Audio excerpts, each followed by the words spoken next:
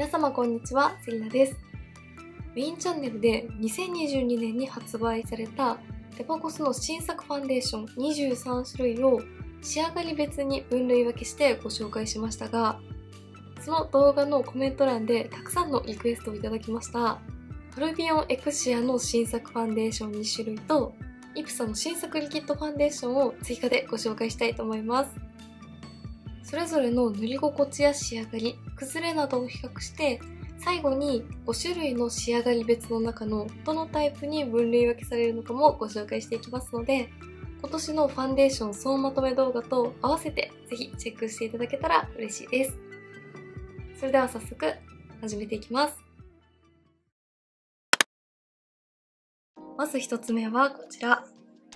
アルビオンエクシアのコントラーティングエマルジョンファンデーションの01番をご紹介していきます。こちらは色でなく光と膜で際立たせる立体感。美しい矛盾が造形美を生むファンデーションということで、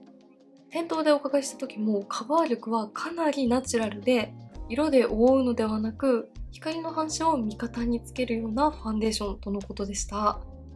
カラーはこちらの01ともう一つ02というピンク系のカラーがあって、どちらもだいたい同じくらいの人気とのことでしたが、両方ともかなりナチュラルなカバー力という中でも、こちらの01の方が少しだけカバー効果があるということで、比較的01の方を選ばれる方が多いとお聞きしたので、今回は01をご紹介していきます。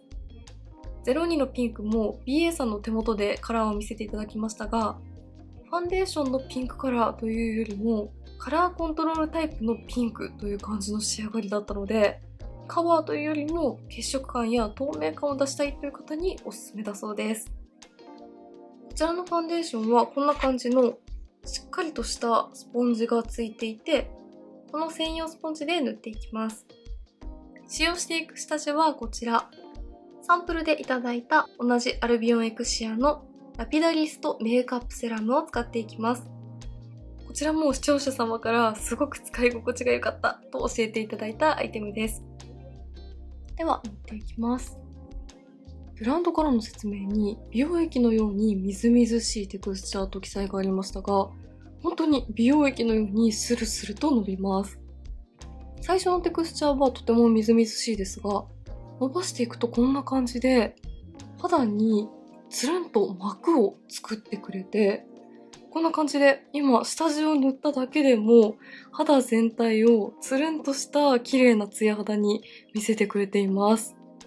毛穴やキメの凹凸を滑らかにしてくれる効果もあると記載がありますが、下地で埋めるようなタイプではなく、つるんとした膜で毛穴や凹凸を滑らかに見せてくれています。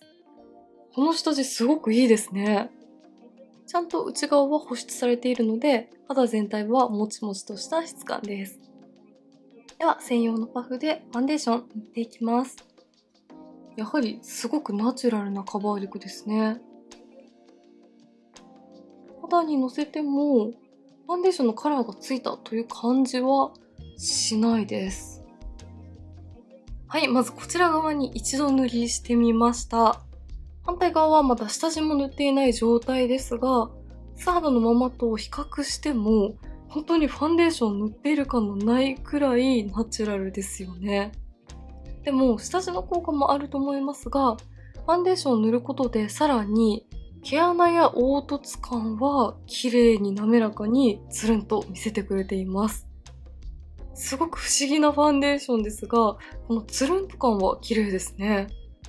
もう少し重ねてみたいと思います。重ねていっても、汚くムラになることもなく、ちゃんと綺麗に肌に密着してくれます。重ねていくからといって、こういった赤みなどを完全にカバーするというわけではないので、本当にファンデーションのカラーがべったりついてしまうというタイプではないです。はい、こちら側に何度か重ねてみました。色ではなく光と膜で綺麗に見せるファンデーションというだけあって、このくらい距離があって光が反射するとつるんとしていて、素肌のまま肌が綺麗なように見えますよね。アップで見ても赤みや色ムラはカバーしてくれますが、小鼻の横などの強い赤みやニキビ跡などの赤みはカバーする感じではないので、ハイカバータイプのファンデーションが好きという方よりも、ファンデーションを塗っていないかのような質感のまま肌をきれいに見せたいという方にぴったりです。クリームタイプですが、あまり緩くなくて、なじませていくと肌表面にしっかりと密着してくれているので、意外と崩れにも強そうだなと感じます。重ねていってもカバー力が変化する感じはしなかったので、ファンデーションを少量で仕上げたいという方にもおすすめですね。続いて反対側にはこちら。同じアルビオンエクシアのアンテサリンスエマルジョンファンデーションを塗っていきます。こちらは今回サンプルでのご紹介です。ブランドからは光を味方に自分をも欺くカバー力、端正な肌を作り上げるファンデーションということで、こちらに塗っているコントラディクションとは反対にカバー力が高いタイプだそうです。では先ほどと同じ下地を塗ったので、その上に塗っていきます。この時点でカバー力が高いのがわかりますね。コントラディクションよりもさらにみずみずしいタイプのクリームファンデーションです。こちらもツヤが綺麗ですね。はい、こちら側にアンテイサンス塗ってみました。まだ一度塗りの状態ですが、かなりカバー力が高いですよね。近くで見てもこんな感じで、赤みや色ムラもしっかりとカバーしつつ、大きいニキビ跡などはまだ重ねていないので、しっかりカバーしている感じではないですが、結構カバー力は高い方だと思います。そしてこのツヤがすごく綺麗ですよね。もう少しカバーしていきます。コントラディクションよりもさらに柔らかいクリーミーなテクスチャーなので、重ねていっても汚くならないですが、質感や塗り心地はこの2つすごく似ています。はい、アンテリサンス何度かしっかり重ねてカバーしてみました。反対に塗っているコントラディクションが本当に素肌のような自然な仕上がりなので、余計にカバー力が増して見えますよね。かなりハイカバーというタイプではないですが、重ねていくことで赤みやニキビ跡もしっかりとカバーしてくれるので、比較的カバー力は高い方のファンデーションです。そして何よりこのつるんとしたツヤがすごく綺麗ですよね。肌表面も油分が残っている感じがしてしっとりとしています。でもベタつく感じではなくて、こちらも肌にピタッと膜を張ってくれているような仕上がりです。カラーは NA201 という標準色のサンプルをいただきましたが、他のブランドの標準色よりも少し明るめに感じます。では上からクレドポーボーテのプードルトランスパラントをブラシで軽く塗って、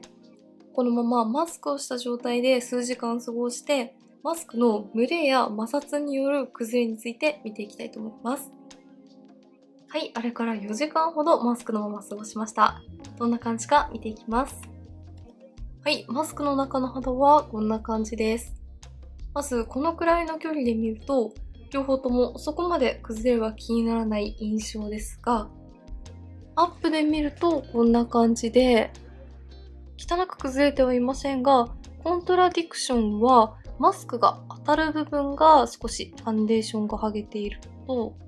毛穴にも若干溜まる感じが気になります。反対側に塗っているアンテリサンスは全体的にファンデーションが薄まっていくような崩れ方をしていて、塗りたてはカバー力が高かったですが、時間が経ってくるとコントラディクションと同じくらいのナチュラルさに落ち着いていきます。両方ともそこまで崩れに強いタイプというわけではないです。ただ肌の内側もちゃんと保湿感が残っているのと、肌表面の皮脂浮きやベタつきは気になりにくくて、どちらもくすんでくる感じもしないです。はい、まずはアルビオンエクシアのコントラディクションとアンテリサンスを比較してみました。今年発売された新作ファンデーションの分類分けの中に入れてみると、コントラディクションは素肌のような自然なツヤ肌タイプで、仕上がりなどの全体のイメージとしてカネボウのライブリースキンウェアに近い感じかなと思います。こちら側にエクシアのコントラディクションファンデーション。反対側にカネボウのライブリースキンウェアを塗ってみました。両方ともファンデーションを塗っていないかのような自然な仕上がりなのと、ツヤの感じも似ていて、このくらいの距離で見るとだいたい同じくらいのカバー力に見えますよね。でも近くで見るとこんな感じで、カネボウのライブリースキンウェアも素肌の透け感なども残っていますが、毛穴や凹凸や赤みなどもある程度カバーしてくれているのに対して、エクシアのコントラディクションはより素肌の透け感がわかる感じなので、やはりコントラディクションは光の反射で肌を綺麗に見せてくれるファンデーションなんだなと感じました。近くで見ても厚塗り感はないのに肌を綺麗に見せたいという方にぴったりですね。少しだけマスクの摩擦による擦れには弱い印象ですが、皮脂などでベタつくというわけではなく、ちゃんと保湿もしてくれて、専用のパフでつけるので塗り心地もとても良いです。香りは原料のような香りの中に少しだけスキンケアっぽい香りを感じる程度なので、とても使いやすいと思います。鏡などですごく近くで見るともう少しカバー力が欲しいかなと感じるかもしれませんが、人と会話する時くらいの距離があるととても綺麗に見えるので、他の人から見た時にこの綺麗さがより分かりやすいんじゃないかなと思います。反対にアンテリサンスは浮き卵のようなつるんとしたツヤ肌タイプでした。塗りたてはよりこのつるんと感がすごく綺麗で、時間が経ってくると少しツヤ感は抑えられますが、それでもこんな感じで滑らかなツヤタイプです。カバー力も塗りたては割と高い方で、同じ浮き卵のようなつるんとしたツヤ肌のスックのグロークリームコンパクトとだいたい同じくらいのカバー力を感じます。エクシアのアンテリサンスファンデーションとスックのグロークリームコンパクトを比較してみました。どちらもむき卵のようなつるんとしたツヤが綺麗で、カバー力もだいたい同じくらいに見えますが、やはりテクスチャーの違いか、エクシアの方がより滑らかなクリームが肌に密着しているような感じで、スックはクリームで肌全体を覆ってくれるような仕上がりです。カラーもスックは3色展開のうちの一番明るい色を使っていますが、比較してもエクシアの方が少し明るい感じがするので、こちらのファンデーションは色出しはかなり明るめだと思います。スックのグロークリームコンパクトだとカラーが少し暗いなと感じる方や、さらに保湿力を高めたいという方はエクシアもおすすめだと思います。乾燥が気になる時でも塗りやすいですし、時間が経った後もしっかりと保湿をしてくれます。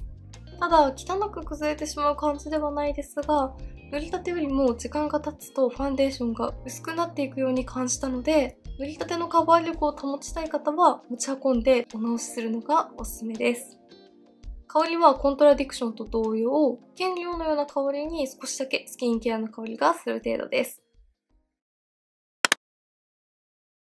続いてはこちら。イプソのリキッドファウンデーション E です。みずみずしい美容液のような心地よさで肌と一体化し、素肌を超えるリキッドファンデーション。肌の透明感を妨げる毛穴、色ムラを光の通り道を作ることで効果的にカバー。カウンターでお伺いしたところ、指で塗ってもいいけど、目の細かいスポンジで塗った方がより綺麗に仕上がるとのことだったので、今回はスポンジ塗りと指塗り、それぞれの違いを見ていきたいと思います。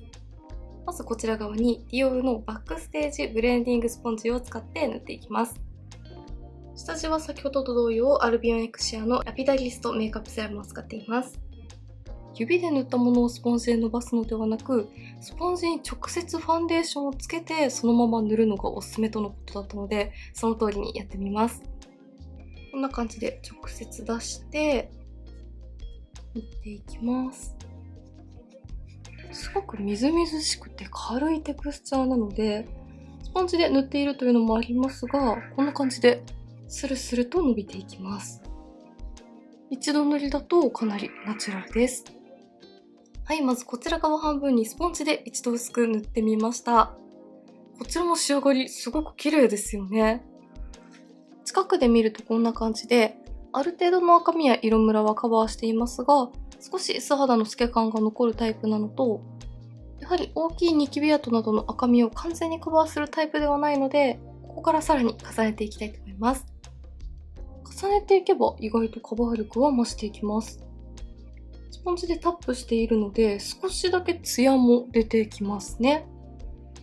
はい、何度か重ねてカバーしてみました。重ねていくとみずみずしいファンデーション同士がピタッと密着するからか結構しっかりカバーしてくれますね。そして仕上がりとしては BA さんもセミマット仕上がりとおっしゃっていましたが、スポンジでタップしてつけているからか少しツヤも感じます。でもツヤツヤしすぎなくてとても自然な仕上がりで綺麗ですね。みずみずしくて軽いタイプのファンデーションなので重ねると少しパサつきが気になるかもしれないなと思いましたが、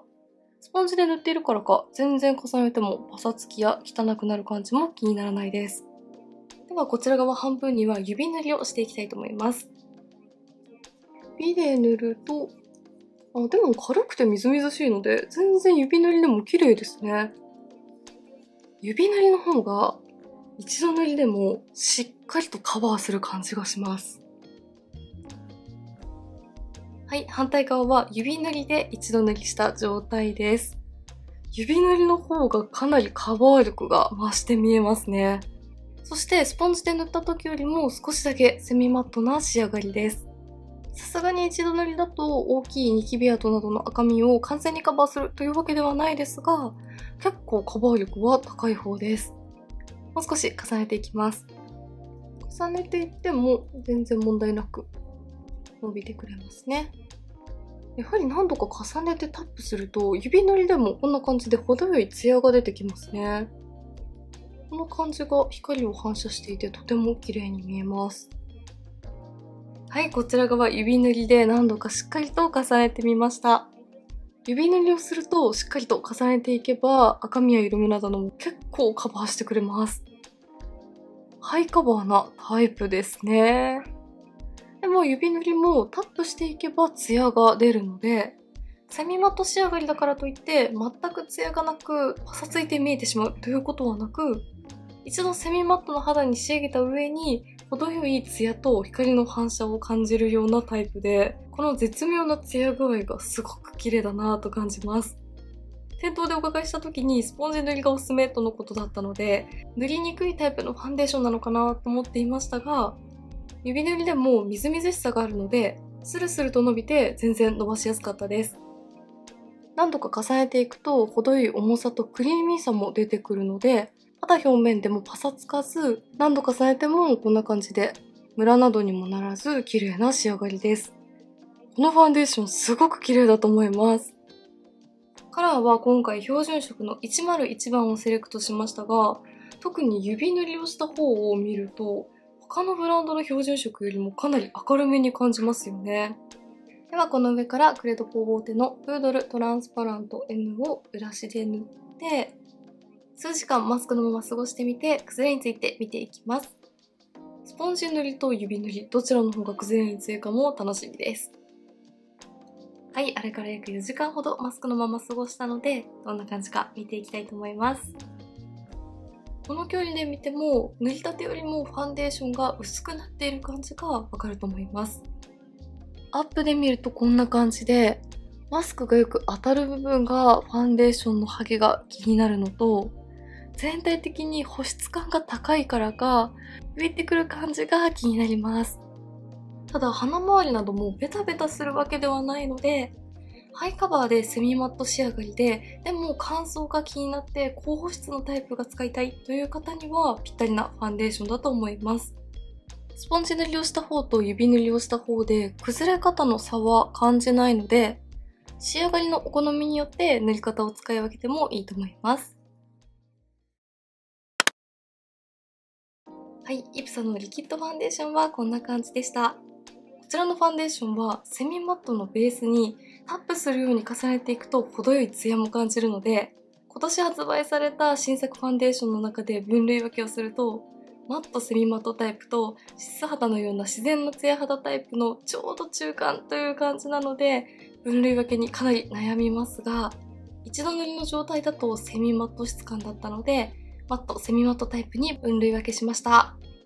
仕上がりや質感はちょうどマットセミマットタイプのコスメデコルテの全ウェアフルイドと素肌のような自然なツヤタイプのイヴ・サンローラン・ボーテのオーラアワーズリキッドの中間くらいで、カバー力だったり色出しの感じはコスメデコルテにすごく似ていますが、少しクリーミーさと重さもあって塗りやすいテクスチャーのところはイヴ・サンローラン・ボーテのオーラアワーズにもとても似ています。イプさんのリキッドファンデーションとコスメデコルテの全ウェアフルイドを塗って比較してみました。こうして比較してみると色出しだったりカバー力の感じだったりが結構似ていますよね。ただテクスチャーの違いか、イプサのリキッドファンデーションの方がクリーミーで少し重さがある感じがするので、よりファンデーションでしっかりと肌を覆ってくれている感じがして、コスメデコルテの全ウェアフルイドの方が薄付きでピタッと密着するみずみずしいテクスチャーなので、しっかりとカバーをしつつ肌に厚みはそこまで出ていないかなと思います。今回のイプサのファンデーションはコスメデコルテを高保湿にした感じというイメージで使えるので、コスメデコルテを気に入っていて、でも少し乾燥が気になるなという方は、イプサのリキッドファンデーション E がすごく使いやすいと思います。ただ保湿力がすごく高い分、崩れには弱い印象なので、崩れにくさ重視か保湿重視で選ぶのもいいと思います。色出しは他のブランドよりも明るめなのと、香りは原料のような香りがついている程度です。はい、ではこんな感じで2022年下半期に発売された新作ファンデーション、イプサとアルビオンエクシアの2種類をご紹介していきました。どれもベスコスを受賞したアイテムというだけあって、他にご紹介した新作ファンデーションとはまた違った魅力がありました。今回の3つは新作の中でも保湿感が高めだなと感じたので、乾燥が気になるという方にもぴったりだと思います。気になった方はぜひチェックしてみてください。メイクについてのご質問やこんな動画が見たいなどございましたら、お気軽にコメントやチャンネル登録していただけると嬉しいです。それでは最後までありがとうございました。